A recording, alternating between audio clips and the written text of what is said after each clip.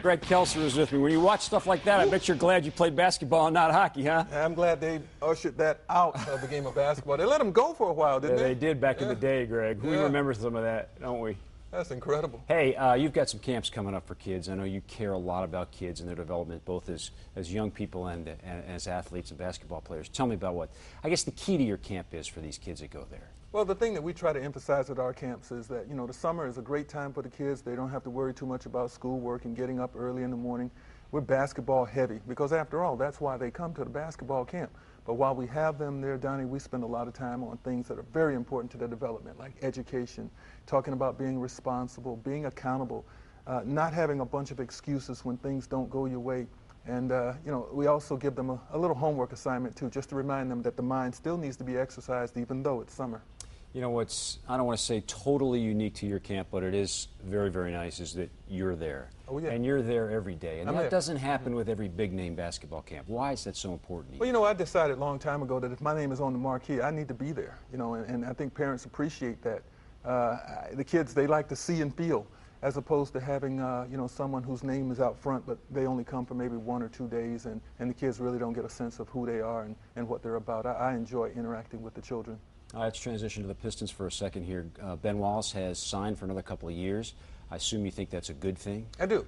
And Ben has earned that. He had a great year last year. No one really anticipated that he would be able to have the impact that he had. But I still think that Ben's best value to this team will be from a leadership standpoint. And when you've got young people coming in like a Greg Monroe, who's going to be on the interior, what an advantage for him to have a mentor, a guy to study under, like a Ben Wallace. Ben has been truly professional, and Ben will rub off on Monroe in a very positive way. What did you make of the whole LeBron, Wade, Bosh fiasco? You're rolling your eyes and shifting your head.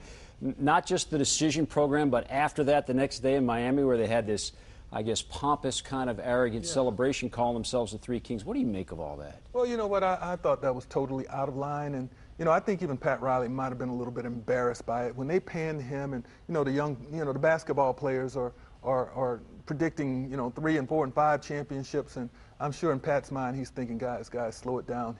He knows and understands how tough it is to win one, and they haven't won one yet, and they're already predicting multiple. So I think that it got a little out of hand. They were trying to appease the fans and play to that whole energy that was going on down in Miami, but it was crazy. Good or bad for the league to have 3 guys get together and say we're going to play together? Well, you know what? I don't think it's necessarily bad, because I don't think it guarantees them a championship either. I mean, we've seen 3 stars on a team before, and it doesn't quite work out that way. It'll be compelling to watch, but I would have loved to have seen LeBron with his group, and Wade with his group, and Bosh with his group. But Miami will certainly be the team to watch, and I'm sure they're probably, in some ways, the Yankees of the NBA now, because there are a lot of people that aren't going to like this that will be pulling for them to fail. All right, the next date of your camp is when? Well, we actually got a camp tomorrow morning. Oh, okay. Yeah, at West Bloomfield High School. Too late to call in and register, but you can show up tomorrow morning in about 10 hours. And how about after that? After that, Grosse Pointe North High School, July 26th to the 30th. Boys and girls ages 7 to 17. This is my first foray into the east side. Parents were coming that long way to the west, and we decided to take the camp to the east. So we're looking forward to Grosse Pointe North on the 26th, and then one final one in West Bloomfield on August the 9th. And we have some prominent information for those who are interested: phone numbers, websites, everything else. GregoryKelser.com, and the number 248-342-2735. It's always a pleasure. Donnie, thank you so much. Good luck with your camp. Thank you. I've been there before. It's a lot of fun. Thank you. I wasn't a little guy who was learning, though, Greg. Yeah, come back.